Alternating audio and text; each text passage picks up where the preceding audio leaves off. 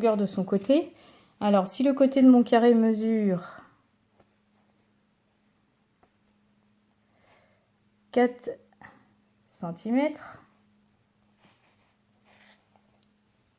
je fais un segment de 4 cm. Ensuite, je fais un angle droit d'un côté. Donc, supposons qu'il s'appelle ABCD, lui aussi. ABCD. Donc, j'ai tracé DC. Je fais un angle droit ici. En C. Je préfère cet écart-là, en fait, personnellement. Je trouve que j'ai un tracé plus précis. Hop.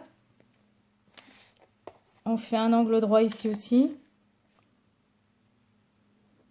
Donc on trace, mais je vous dirais c'est pareil, je préfère ma équerre qui est plus fine et qui me permet de faire un tracé. Surtout que là j'ai un crayon qui a plutôt une grosse mine. Hop. Mon carré à 4 côtés de 4 cm. 4 cm. Une fois. Deux fois. Et là 3 fois. Et là je fais le quatrième côté de 4 cm.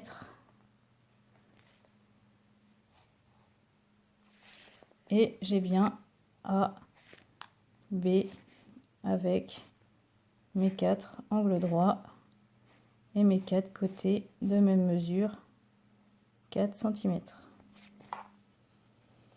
Alors un carré, on peut aussi le tracer si on connaît ses diagonales.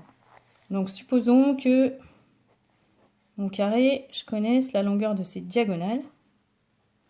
Donc j'aurai toujours mes 4 angles droits qui ne vont pas me servir. Les diagonales sont perpendiculaires en leur milieu. Donc si j'ai une diagonale qui mesure 8 cm, j'ai forcément l'autre qui mesure 8 cm aussi, puisqu'elles sont de même mesure.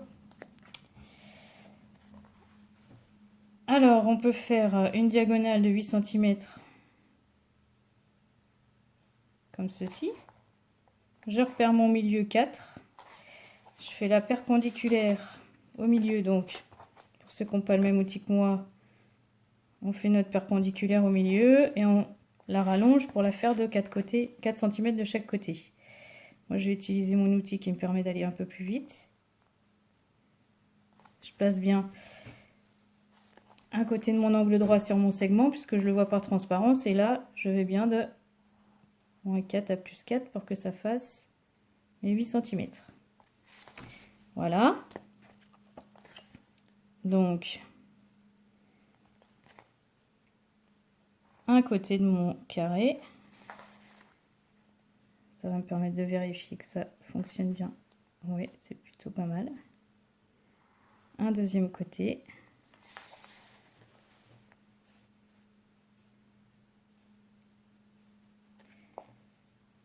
Un troisième côté. Et le quatrième côté. Voilà. Et là, on savait que les diagonales étaient perpendiculaires en leur milieu. Bon, on sait aussi que les côtés ont même mesure. Et qu'il a 4 angles droits. Puisque c'est un carré.